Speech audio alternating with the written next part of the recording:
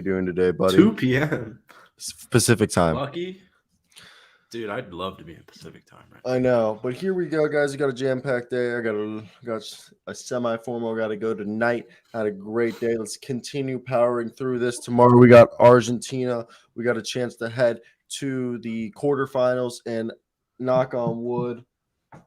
But I think Netherlands would be more difficult, but if we have to play the United States, that'll be an easy route. But to be honest, it's looking like Argentina might be playing either Brazil, France, or Spain in the World Cup final if everything goes correctly. But let's go. Who do you think you are? But let's go. We got a jam-packed show today. We'll talk about the 10 best college draft prospects right now. We'll talk about the Nuggets, who are low-key surging. We'll talk about Bol Bol and other most improved players.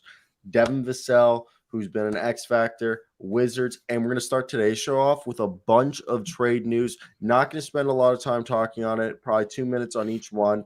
But how are you doing today, Jackson? I'm good. You good? Yeah. Why are you sounding like you're submissive? I don't know. I don't know. How are you doing? I'm doing fine. So let's get right into I'm just grinding through the day, trying to live through to the next one. So yesterday we talked about this being floated around a little bit, and it was Lakers have internally discussed trade with Bulls for DeMar DeRozan and Nikola Vucevic. So I want to hear your opinion. Do you guys, or anybody, if in the comments or just from you, Jackson, obviously I'm asking you, what do you think of this? Do you think this is actually against something that happens? But it's just Bill Simmons floated it this week, but supposedly this is something that's actually quite being talked about according to Zach Lowe of ESPN. Both of those guys are geeks. Bill Simmons he offers me actually zero things. Zach Lowe's a little better. They can have as many internal conversations as they want. This is the worst trade in NBA history. Once you do the digging, it makes absolutely zero sense for anybody not named the Los Angeles Lakers. It's just like them wanting Bradley Beal. Like, yeah, I want a lot of things in my life too. Like, doesn't mean I'm necessarily going to get them. So I actually have no comment on this. I told you already that I don't like the deal due to the fact that the defense is something that would suffer you bringing in because it would involve Westbrook and 2 future first-round picks, when I think right now Westbrook gives you a nice combination of defense, passing, and scoring. So why give that up? Yes, DeRozan signed for a season and a half, but Vooch is an expiring contract. And as someone who's an Orlando Magic fan, I've seen Vooch. Yes, he's a great floor spacer. Yes, he can put buckets. Yes, he can rebound. Yes, he can pass. But defense, he's more of a team defender, and if you get him to be fully bought in, he can be, average. He'll never be something you'll lean. You'll be like, oh yeah, anchor. So I think there's better deals out there. Anything else you got to say? Like, you could give me any deal and it'll be better. So let's move on to right here. They had some. I think is this the headline you want to talk about? Draymond Green not concerned about contract status. Yeah. I mean, I wouldn't be either. Do you think it's comment? Did you want to comment on it, or like? My position still stands. If they both want to make it work, they'll make it work. You pay players based on what they're gonna produce, not what they have produced in the past. So, yeah, he wants a max contract, and the Lakers want DeMar DeRozan and Nikola Vucevic for Russell Westbrook. Like, we can't always get what we want. But if you try sometimes, you might get what you need. You can try sometimes. Yeah. You know what I'm talking about? What song? Yeah. Okay. Johnson, we internally discussed this. Do you get it? We internally discussed this, and we'll have to figure something out. The issue is some days, like yesterday, there's nobody watching. So maybe like every Friday at the end we do it or something like that. But you're a busy man. This dork's still in college, so I'm almost done. Also, I've been posting our link before the show on everywhere. So if you want to post your show on yours, good idea to get the Twitter going. That's probably where we would do all this stuff. Yeah. Okay, so Rockets believed to be discussing Eric Gordon in a multi-team scenario, and this is the quietest Eric Gordon has ever been on the trade front since they've blown up the Rockets post James Harden. And Eric Gordon, who signed through the 2023 to 24 season, is somebody who's there. And we've talked about that Jay Crowder is a guy still in the market. And we've actually alluded to if there's a big trade going down, we could see Eric Gordon, Jay Crowder be involved in a deal. Obviously, them not going to the same team, but teams moving salaries around and using the Houston Rockets, maybe even the Spurs or another team that has a large amount of cap space to move.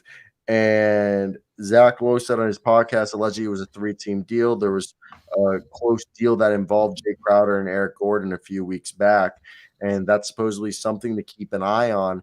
And that makes me wonder, do you think there was a deal involving the Rockets, the Heat, and the Suns where maybe Duncan Robinson was a salary dump and you saw Jay Crowder go to the Heat and you saw Eric Gordon go to the Suns and the Rockets take on Duncan Robinson with a pick?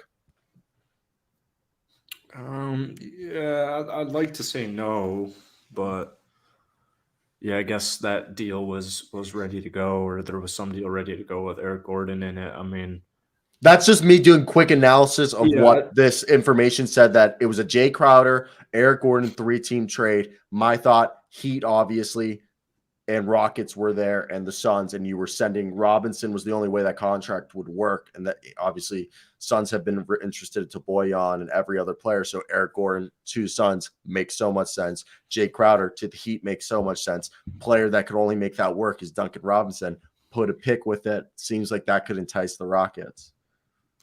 Yeah, I'm ready for whatever happens. I guess I'm ready for Eric to go. It's just ISO after ISO after ISO shot. Anytime he gets a ball, he just chucks that thing up there, and I'm ready. What's the word on the street? Is he a good locker room guy? Or because it seemed like I don't think so at all. I don't think he's a good locker room piece at all. His body language is abysmal, and when I look back at it, his body language has kind of always been abysmal. Like he always. But he had a solid season last year. We missed our chance to trade him last year, but it's hard for me to like even talk Rockets right now because we're just like, I get it. We have a lot of talent, but these guys don't know what they're doing. I don't think they know what they're asked to do. I've talked about it. I've ranted about it so many times where like I want veterans. So Duncan Robinson isn't really a veteran to me. It seems like we'd have another Garrison Matthews type of player on our roster, which doesn't make too much sense to me. So I don't think this would happen. But I guess if it does, like picks don't even entice me anymore with Houston, man. We need veterans to teach and mentor these young cats. So I trust Stone until I can't trust him anymore. We'll see. I'm just going with the flow. Yeah, no, I just think at this point they would just want to do it for the pick or whatever. Also, I think it's so funny that Eric Gordon has a brother named Iran. Yeah, he played for our summer league. Really? Yeah. All right. So we talked about this yesterday, and you were denying, but it came out according to Jovan Buha, the beat writer of the Lakers for The Athletic. So it is a trusted source that the Los Angeles Lakers are exploring 3 different trade options to do. The first option involves trading Russell Westbrook and picks for a star, multiple players. That is deemed the most unlikely to happen. The second option featuring a trade with a combination of Patrick Beverley, Kendrick Nunn, and picks for a role player to upgrade their rotation. The team is also looking at a third option, which is involving 2 separate trades, which obviously be Russell Westbrook and a pick, and then a separate trade of Patrick Beverley, Nunn, and a pick for another deal. The team is currently leaning towards options 2 and 3 rather than the first option, as they want, whether they determine they rather do a small or a big trade to address their need for size and shooting. And they've recently waived Matt Ryan, opening up a 14th roster spot. So they have a 14th and 15th roster spot, which they'll be able to sign somebody, or they'll be able to take 2 extra contracts on in any deal that they do. And they are waiting till December 15th to do anything the earliest due to that. Nice. The road trip? Or no, like how when you sign a contract as a free agent, you have to wait X amount of days to become tradable. December 15th around the league is the first day that a lot of people who either signed extensions, new contracts, like as free agents or whatever, or even rookies are able to be traded. Yeah, I mean, I'm still not a fan of trading Russ, so I mean, we'll see what they do. I But personally yeah, think John, I agree with option 2 or 3. If you can find a deal for Pat Bev, Kendrick Nunn, and 1 pick, do it.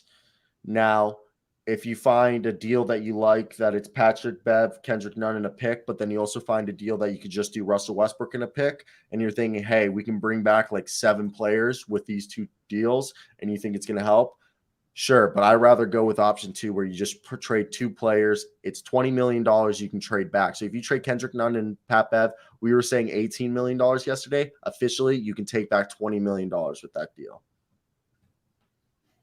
yeah. So that means you can get up to, 3 guys making like Without 7 Russ, without or Russ. with Just Russ? without Russ, you can trade Pat Bev and Kendrick Nunn in a pick and take back $20 million in salary. That's Yeah, like 3. I would That's definitely lean to that one. yeah. That's 3 decent rotational players right there. Yeah. Now the last one.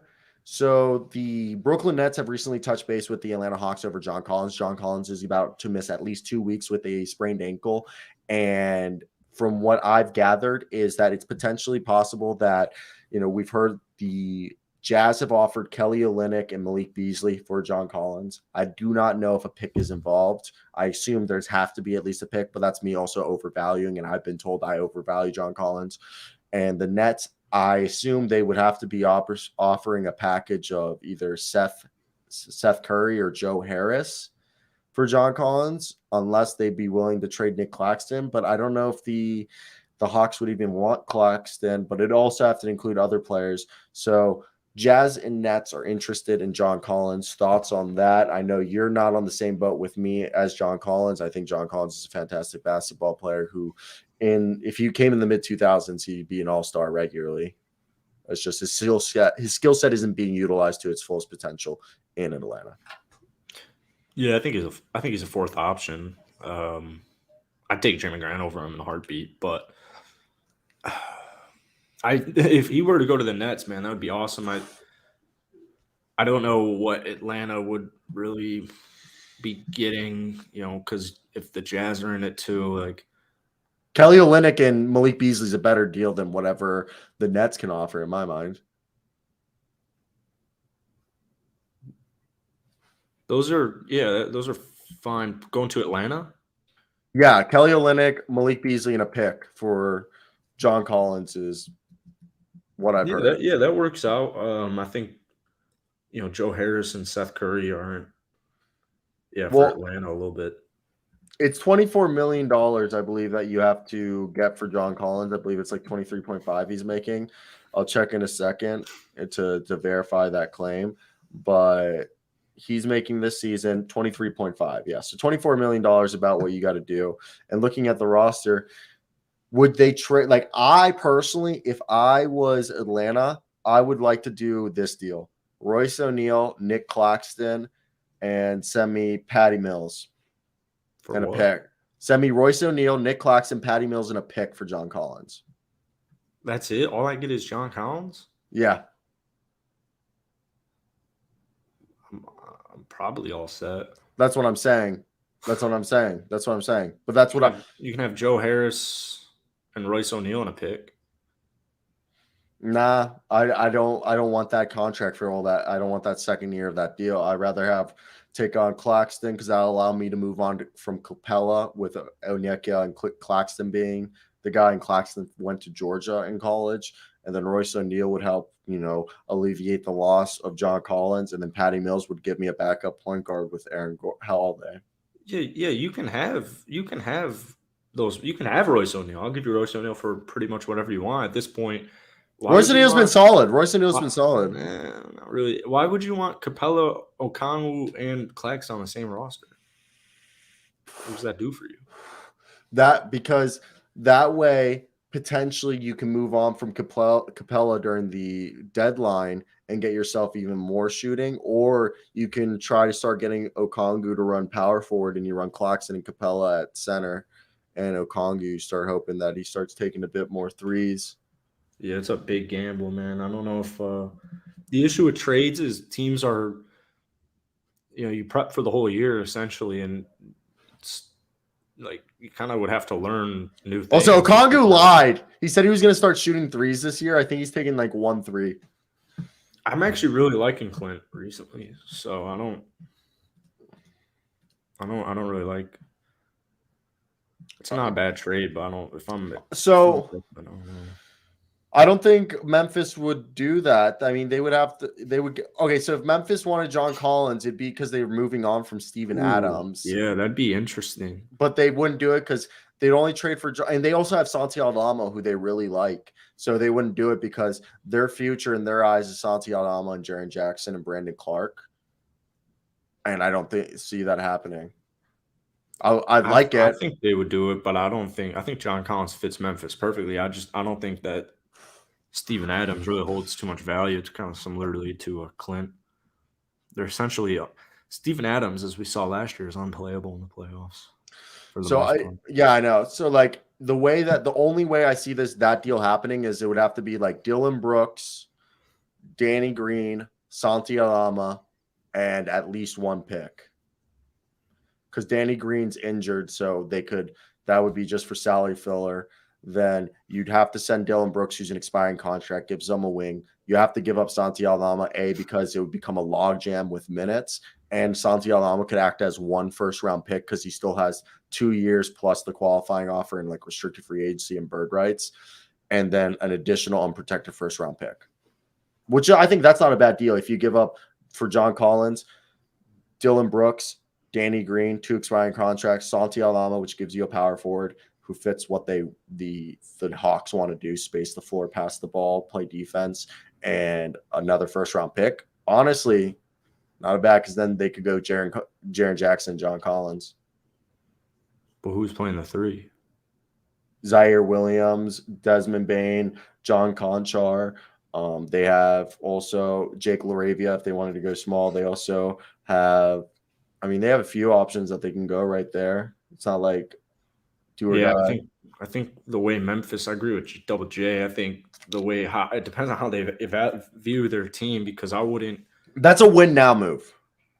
Well, yeah, but win now, Dylan Brooks is perfectly fine for me. Nah, Dylan Brooks right now is the second worst defender, I believe, in the league, and the second least efficient shooter in the league right now. What? Yeah, Dylan Brooks is like shooting 40% from the field, 33 from 3, and averaging like Dylan Brooks is like a notorious inefficient, like kind of turnover prone, like he's a fun bully ball, good morale guy, but he's like not efficient whatsoever. Yeah, I remember him when he was at Oregon. I loved Dylan Brooks. Like I love that guy. Like for a guy who's not a passer, he averages like 2 turnovers a game. Like. He turns the ball. He's a little bit sloppy. 1.6. Yeah, I get the inefficiency. It's never like he's been a crazy 3-point shooter. No, like Dylan Brooks is a good player. Like on a championship team, I want Dylan Brooks coming off the bench playing like 24 minutes and just telling green light, and he gets the troops going. But why do you think they keep bringing in, Zaire Williams, Desmond Bane? These are all guys that they were hoping, to replace Dylan Brooks. Yeah, Zaire's he's an interesting, enticing player. He's very young though.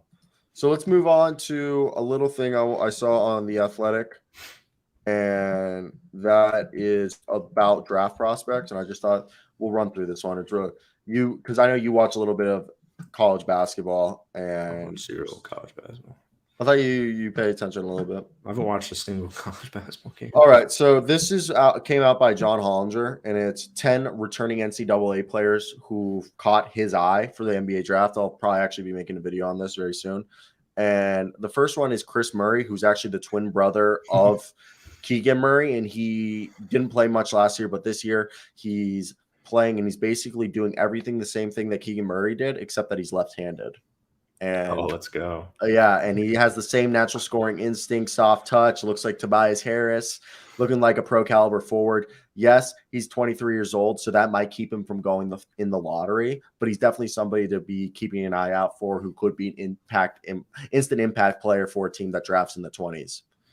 Now, for Terrence Shannon, a guy, if you guys remember him from Texas Tech back, I believe he was on that team that made it to the NCAA finals and lost to won it, right? No, they lost to Virginia, and he's now on the Illinois, what is Fighting Illy and Illinois. Illy? Fighting Illini. The Fighting Illy. All right, so he wasn't part of the team that he was. His first season was the COVID season, so he was the year after they made it to the champions. So I think Terrence Shannon's a guy who looks like a really good wing. At the very least, I think he could be a wing slimmer to Troy Brown Jr., and he's a guy to definitely keep your eyes out for. Reese Beckman, he's on Virginia. I haven't seen much of him, but I've heard he's a really good defender. I've seen a little bit of tape on him. He's a guy who just puts the hand in the chest cavity. And so far, he's supposedly making 19 of 22 free throws, 8 of 14 from threes. He's showing that he can shoot and that he could be a 3-and-D guy, maybe along the lines of like a Pat Bev in the NBA. Is he Killian Hayes who can shoot? Yeah, Killian Hayes can shoot. I made a video on that last night. Colby Jones was a guy I made last year. He was the do-everything guy who you could either play the 1, the 2, the 3, and it was all question about his shooting. And so far this year, he's made 19 of 14 threes, 25 of 29 free throws after being 29% from 3 and 68% from the line last year. So if this guy, he could be a older, nice, multi-positional player, similar to, a poor man's maybe Josh Giddey. I just learned Xavier's in Ohio. Really? And then the other one, what's the one in Indiana? It's Valparaiso? Butler. Butler's in Indiana. Oh yeah, I toured Butler. Butler's dope. Yeah. Josiah Jordan James. He's on Tennessee. He's a guy who I saw him against KU. Dude, this guy's physically the entire package, and he's seeming like another guy, similar vein to the Troy Brown Jr. line of thinking, multi-positional defender, a guy who can hit the 3 ball, and just a good role player that I could see going in the teens or 20s. Then Taquavian Smith, remember, and he was a guy, he would have been a first-round pick if he came out last year, and he's a guy, similar play style, to Tyrese Maxey, I would say, is if anybody's in the NBA, and guys, per 100 possession, he takes 15 3-pointers. The guy's a fucking 3-point bomb. So, and he's showing that he has the disruptability to, play some good defense. And I think he's a guy that could be a good player in the NBA, definitely a first-round pick. Then Jalen Wilson. I'm not a huge fan of Jalen Wilson. I think he's a second-round pick. He would have been a second-round pick. So far this year, he's hitting his threes and stuff. He's still a weak ball handler. I think Jalen Wilson, in my opinion, is a Torrey Craig, which is fine. It's a role player. He'll probably go at the end of the first round if the Kansas Jayhawks go deep. My KU team, in my opinion, is nowhere near as good as the team last year. 100%. And I just don't think that we'll make the NCAA tournament. We'll probably win the Big 12 championship, but we might be a team that makes it to the Elite Eight, and If you need rough help to beat Southern Utah, it might be a early exit for you guys. Shut up. And then there's Ricky Council, the 4th on Arkansas, a guy transferred from Wichita State. He led, Wichita State for the past year, and then over here he's over here playing alongside Anthony Black and Nick Smith Jr., and he's a pretty good shooter. And there's a lot of shot creation. I think he's fun. He's a guy who kind of reminds me, Austin Reeves when he left Wichita State to go to Oklahoma. Dude, Wichita State is so cool.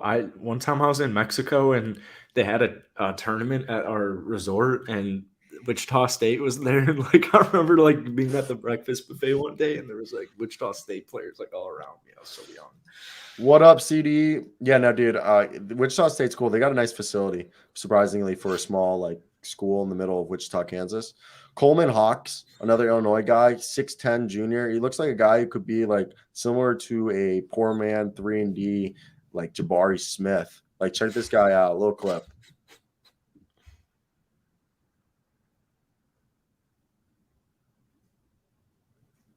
Oh, I'm watching the white. Number 33. Yeah. I think he's a guy who could be like similarly like a poor man's. Like he's got some like sometimes he'll have like the like in the sense that sometimes he kind of like reminds me. He's not as lanky as like Jabari, but here that shot right there. That's what he reminded me is like the 6'10". Yeah, but he moves different and he's more of an interior player. But when he has that similar launch pad right here. This is the clip I thought reminded me of Jabari Smith when he gets to his shot in the corner right here. This is the clip that I like right here. Just how that very high arcing shot where you're able to shoot over anyone. Where the fuck is this clip? Right here. Passes it out, and then is this the one where he goes out?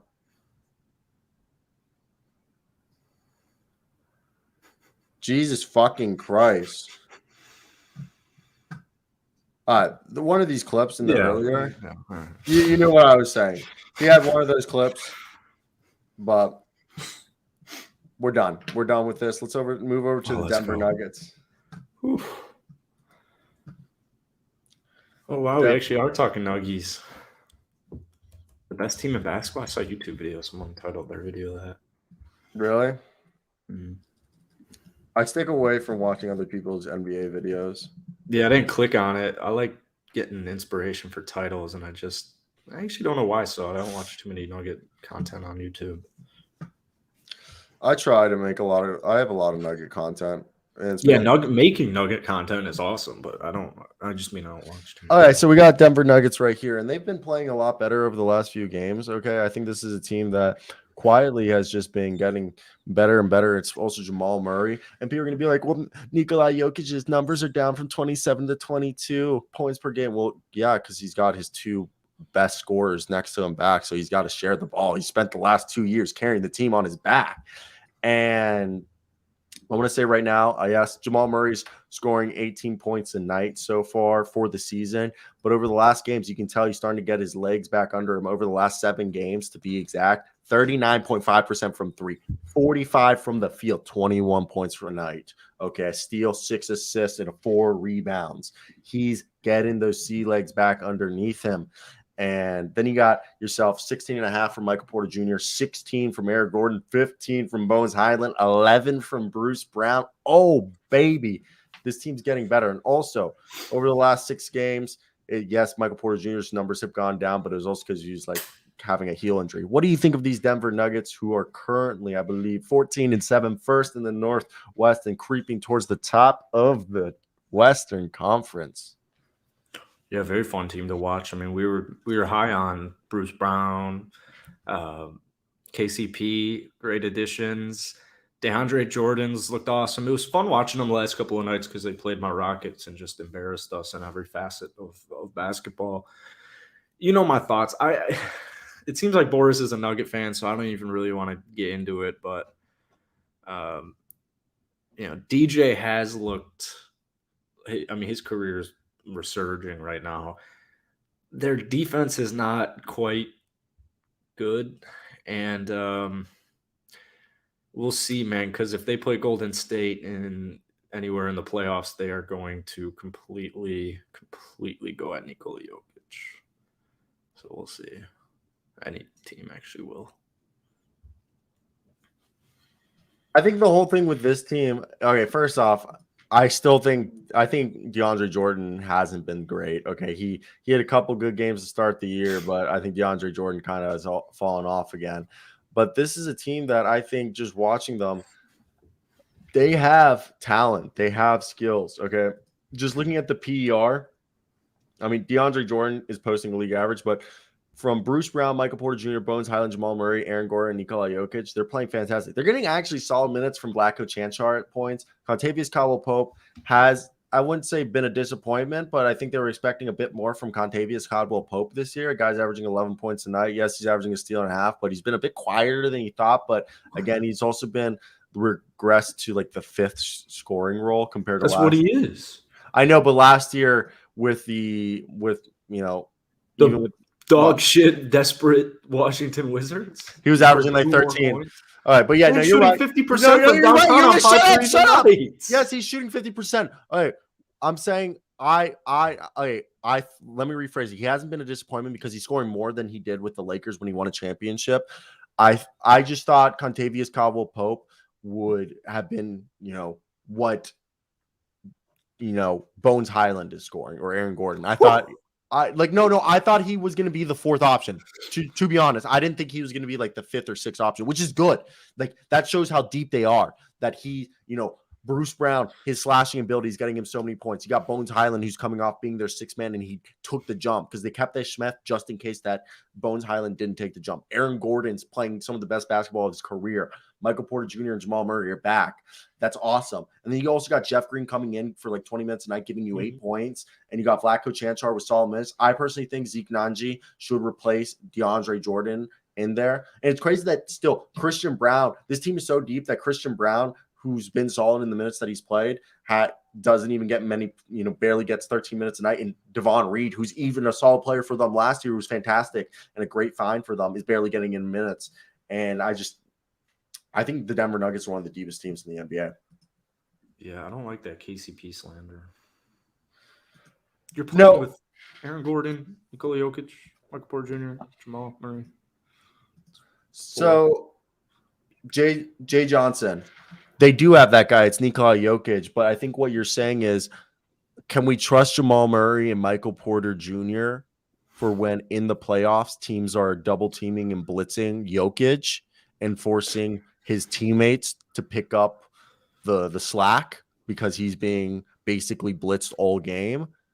We haven't seen that yet, and I think that's we did see it in the bubble. We did see in the bubble, and Anthony Davis and LeBron were just too much. So you're right. We have seen it before, but we haven't seen it since. So it's at this point, can they refine that chemistry? Can they become that team again? And people forget that Jamal Murray didn't play for 530-something days, okay? Yeah. Michael Porter Jr. is coming back from back surgery. And we saw what back surgery did to Brook Lopez and how much it helped him. Okay, it's a grueling process. These are injuries. It's not like 2K where you see when that timeline is good, they're ready to go that day. Okay, no, there's a mental, there's a physical, there's chemistry, there's emotions at play that takes the guys to gel. And I think this is the start of a team that could become a well-oiled machine because at all three levels, they got the defense, they got the slashes, they got the transition offense. And they don't have the defense. That's my issue. I think they probably have enough, actually, but barely. We'll see, man. I think the defense, they're still figuring it out. Okay. And my issue is interior defense.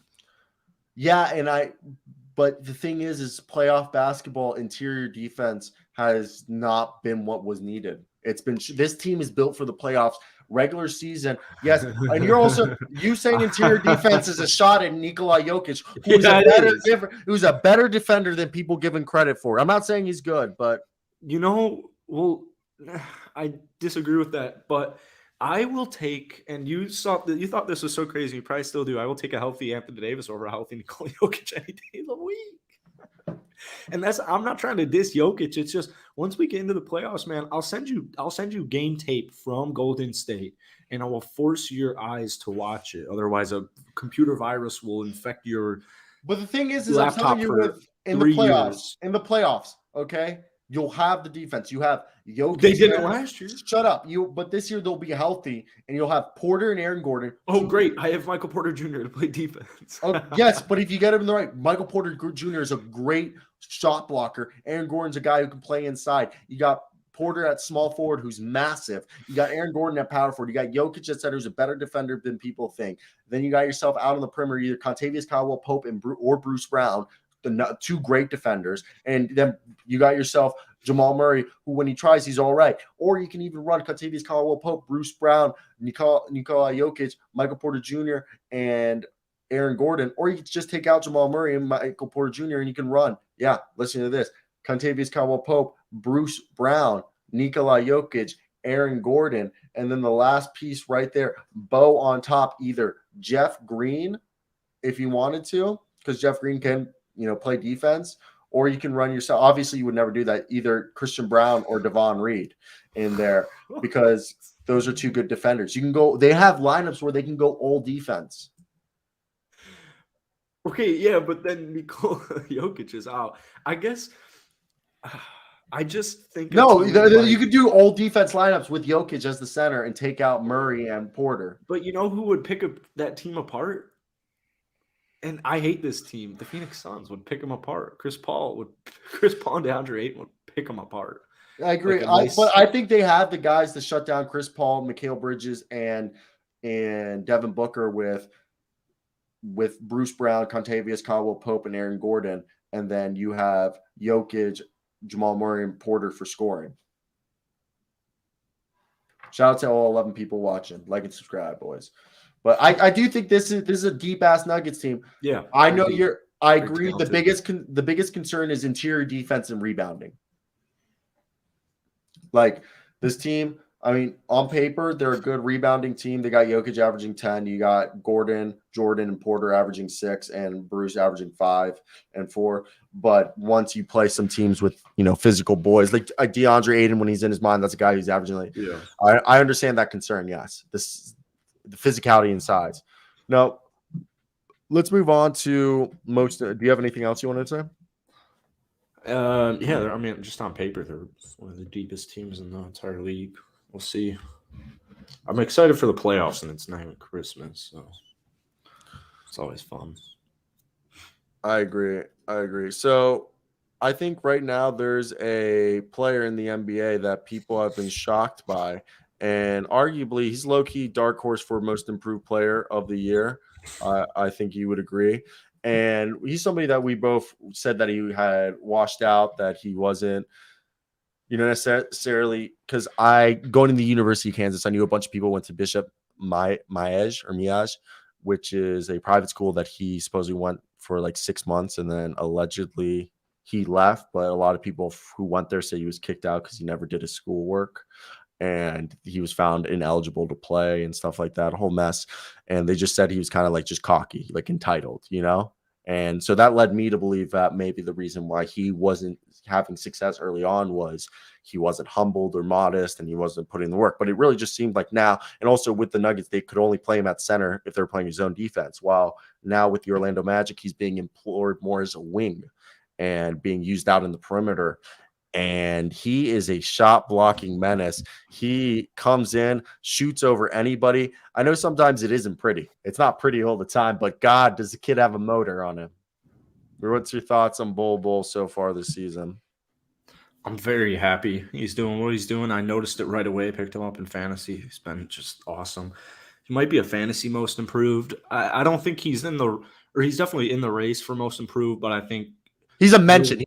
He's not. Yeah. There will be nights like Joshua? Night, where it's just nothing crazy, and you got guys like Shea going off, Laurie going off. Like Shea's gonna win a quarter into the season, so there's still time. And just that's the one knock with Bol Bol is consistency, and for the most part, he's been so consistent for like almost the entire season. It's just there's guys like Shea doing it, MVP numbers, but I mean, I think I'm so happy Orlando's got him, man. It's awesome.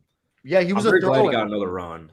So for me, it was, I forgot who was the guy that I'm trying to remember the trade. Who was he with? It was the trade that Bol Bol was traded with a guy from the Denver Nuggets. And when the trade originally happened, he was traded from the Celtics with this guy. I'm literally blanking on his name. And he was traded with PJ Dozier. And I originally thought PJ Dozier, when they traded him to the Celtics, and then they traded him from the Celtics to the Nuggets. And I believe from the Celtics, he was traded from the Nuggets, he was traded to the Celtics. And then from the Celtics, he was traded to the Magic with Bol Bol. And I thought the Magic really just wanted PJ Dozier because PJ was out with a torn ACL while Bol Bol was out with an injury as well. And I thought that just meant, they rather have Dozier because Bol Bol was just going to be part of the logjam. And then they re-signed Bol Bol. I was like, all right. And it's become quite a revelation, if I had to say so myself. It's been like really just fantastic seeing the 7'2" like wonderkin be used in first team minutes as a low-key most improved candidate. The guy is being used in big skill ball lineups, and he's shown this great aptitude in perimeter shooting and ball handling.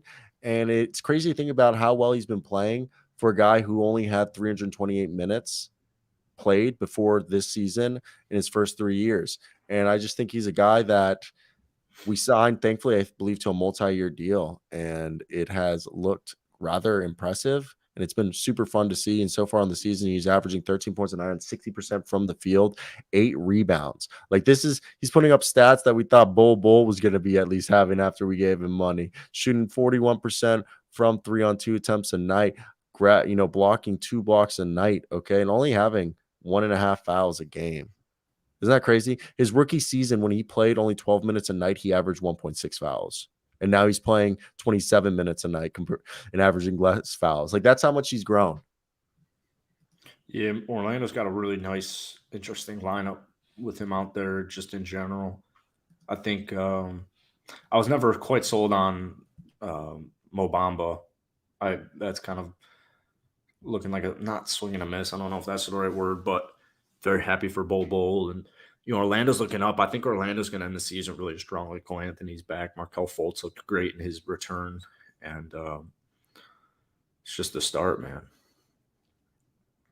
Muted. It's definitely something that's been really fun to see. And it's just I never understood people who like cast doubt on people. And I just think it's fun. And while we're talking about another most improved, I think there's another guy that people haven't been talking about, and he's another guy who won't win most improved, but I think Tyrese Halliburton.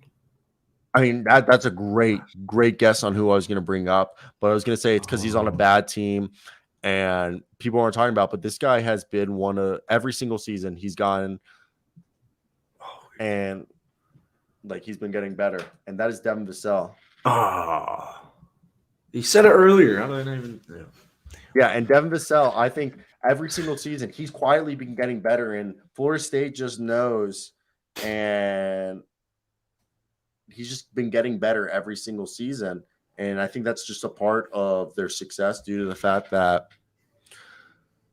Devin Vassell, like they're not having a lot of success, but the success early on was Devin Vassell, how he was playing. And you can really tell that they got 2 franchise cornerstones, at least on this team, in Keldon Johnson and Devin Vassell. And like, let me read you a little stat that I found really, really interesting about Devin Vassell. And I don't know if you're on the same boat as me, but I think his 3-and-D ability is something that's interesting. Vassell made 34% of his 2.4 attempted threes per game as a rookie. That's all right. That bumped up to 36.1% on 5.4 attempts in his second season. Pretty good. Better accuracy while, doubling the volume and trending up. Now, his third season leap has gone even better. He's now in elite territory. Guys taking 7.2 threes a game at 42.3% make. That's equals 52 makes in 17 games. That's ranked 20th best in the NBA.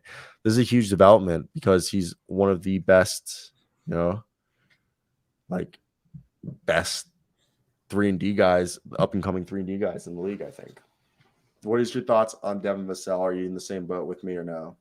I'm a big Vassell guy. I talked about him a lot last year. We talked a lot about him in the offseason, and Spurs fans are very big on him as well, and for good reason. I think it's cool that Keldon and Vassell kind of have free reign right now. I mean, if you remember that playing game against New Orleans, he was the best player. Like, it really wasn't even close. It's a horrible game from San Antonio, but like Devin Vassell was by far the Spurs' best player in that game, and DeJounte Murray was still on the team. So I think that game might have been an indicator for him, like, all right, yeah, I think we got a handful of guys we really like long term.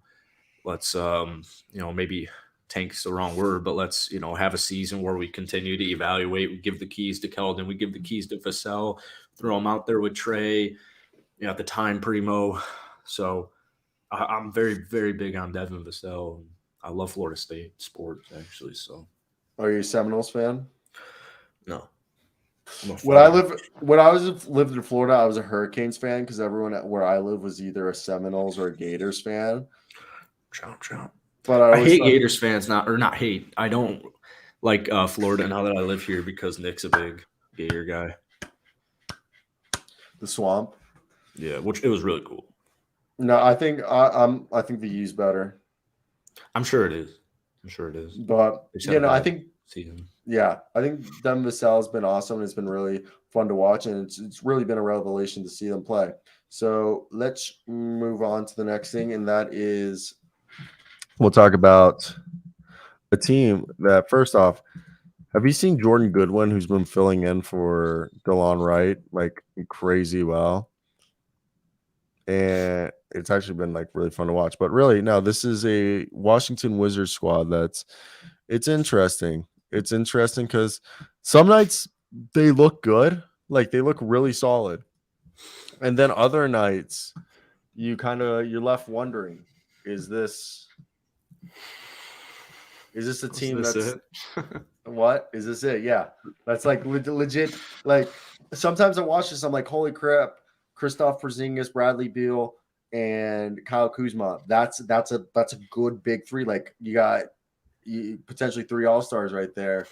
And Monte Morris looks great. Then you got a good rotation, of Denny Avdia, Corey Kesper, Daniel Gatford, DeLon Wright's hurt now, but Will Barton and Jordan Goodwin. But other times you're just like, bro, guys, why are you guys shitting the bed or forgetting how to play like team basketball? And I don't know. And I'm a huge fan of Wes Unseld. I've hoped nothing but good for him.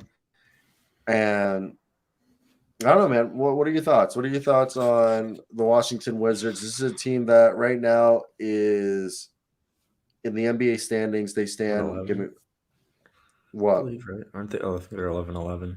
They're 11-11, but they're 9th in standing. So they're a game behind the Nets, and yeah, they're half a game behind the Nets and Raptors, a game behind the Hawks and Sixers. So they're really in the thick of things, but they're also 1 game ahead of the Knicks and the Heat, and a game and a half ahead of the Bulls. So they're really in the thick of things, looking like either they could be the 6th seed or they could be a play-in team.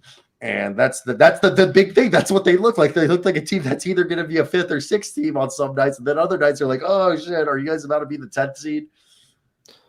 Yeah, I think they're closer to missing the plan than making the top 6. I think they'll be in a plan. I really want Bradley Beal to. I've just never seen Bradley Beal like at a big level impact the game with his teammates. I love Kristaps. I love Kuzma. But after those 3, there's just a big drop off. And I'll be the first to tell you, man, I don't enjoy watching the Washington Wizards. I'd actually rather watch paint dry. So I think there's just such a huge fall off. Like, I don't think Monty's been that great. He's been a good passer. He's been okay for him. I think Will Barton has been just a real shit the bed player. I think Denny Avdia has been a real shit the bed player. No, Denny Avdia has been solid. You're just not watching this team. Maybe score more than like 5 a night and shoot more than like what? That's not his role though. Right now, that's not his role. He's a glue guy. They're using him as like a Royce O'Neal. You're gonna have in the league for much longer. They need somebody to really take a leap. I don't know what they're going to do, to be honest with you. Right now, the team on like certain nights, they're not shooting the ball well. And I think right now they're having a hard time of separating themselves from the rest of the pack. And yeah, well, look, the Wizards, I just want to pull up their stats for this season right now. And currently, Kesper is cool. Right now, they have the 22nd best offense and the 15th best defense, 23rd best net rating. And this is a team that they win games by their defense, but the big problem is that their 3-point shots aren't falling like we'd hope they would. Okay, that's something that obviously isn't the best, and it's holding the team back a bit with the 3-point percentage right now at, I think on the year we're shooting 34%, which is a little bit below league average, with our best 3-point shooter being Jordan Goodwin, who's a 2-way player, then Corey Kesper and Kristaps Porzingis, Monte Morris, but Monte Morris isn't taking enough shots.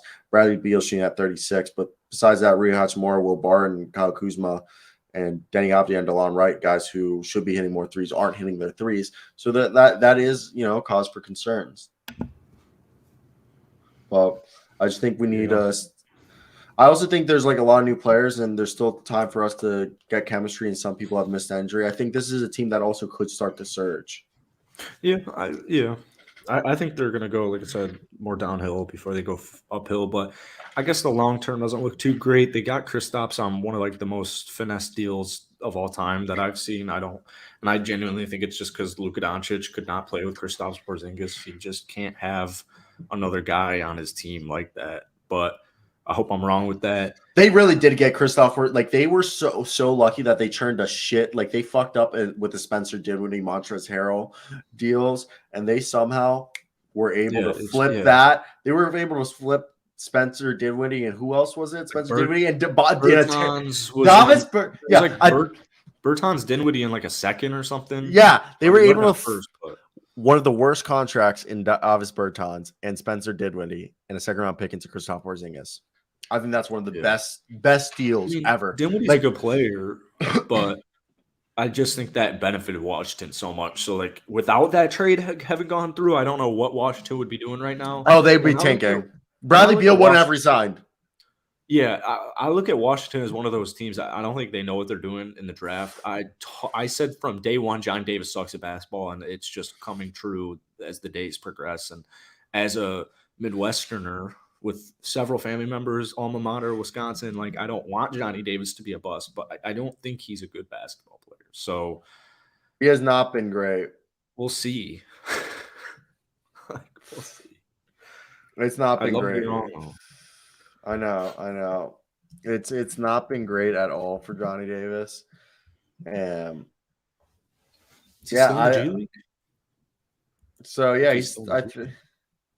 don't know. He's back. He's back playing 5 minutes tonight. It's not been great.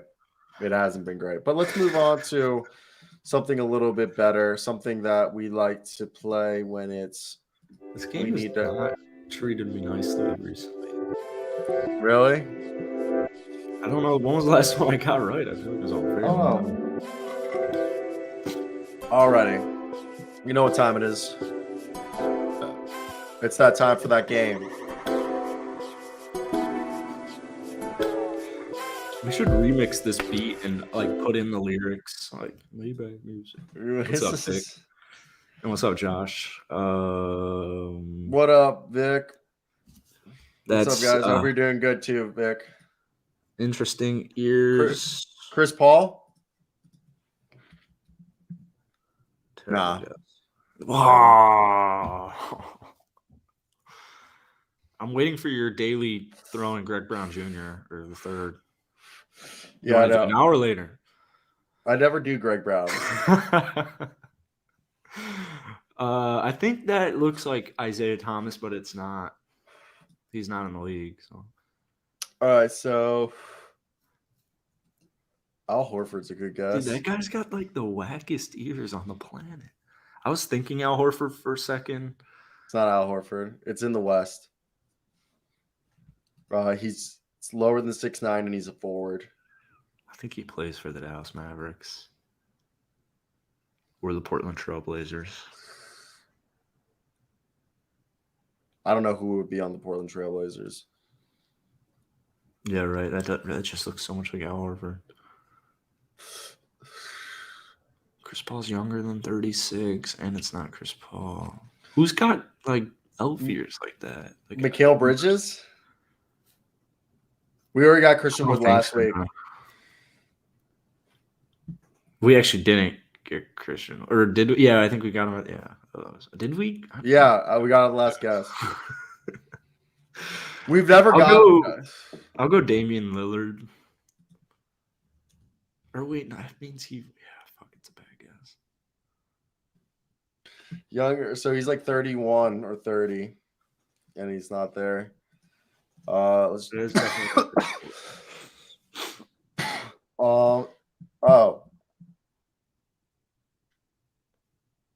He's on Phoenix Suns. The daily Torrey Craig or weekly Torrey Craig. It's a good. It's not Chris Paul, so No. I would hate if it actually is Mikal Bridges. It's not Mikal Bridges.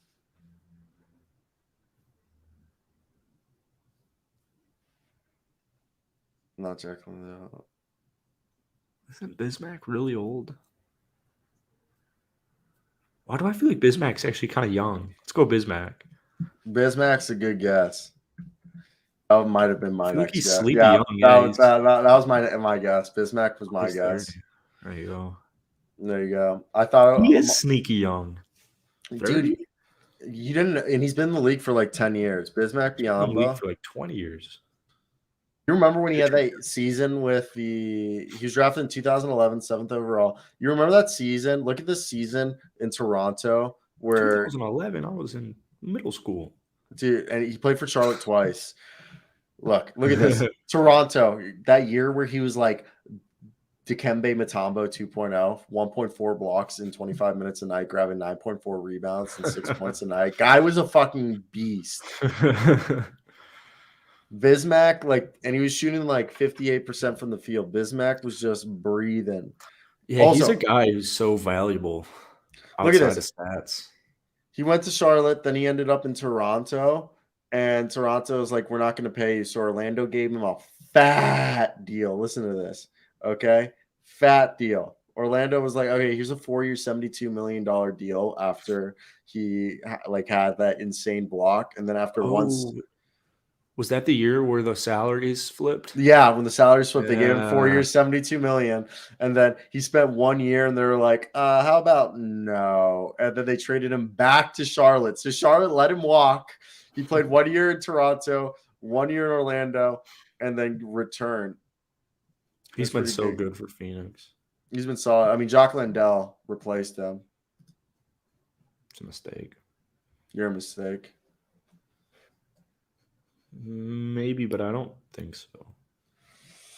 All right, you got anything else to say to the lovely people who joined us on today's show? No. Thank you for watching, I guess. If you guys did enjoy today's show, hit that like and subscribe button. Tell a friend, be a friend, and tell a friend if you enjoyed. If you guys didn't enjoy, just forget it ever happened. But that's it for me. Enjoy your weekend, guys. Let's watch some basketball. Busy this weekend. I never know what to do on weekend. Let's go out. I'm trying to lay off booze. I feel that. So just create content. Yeah. Like every fucking day. I feel that, bro. All right. Have a good time. Stay safe. And live long and prosper. All right. Bye.